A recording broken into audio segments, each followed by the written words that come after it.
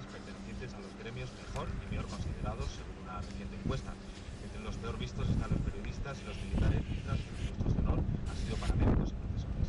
Ángel Ruiz del Árbol es profesor de instituto en Santander. Tenemos un sentimiento de que no se nos considera suficientemente a nivel social nuestra labor, ¿no? Aparte de que evidentemente administrativamente tampoco muchas veces se nos pagada. Y de hecho, la propia encuesta sabe que estamos vamos en lugar noveno dentro de esto, cuando en los demás ítems aparecemos tercero, el segundo, incluso el primero en formación sólida, ¿no? Nos hemos preguntado acerca del uso o el abuso del aire acondicionado en verano.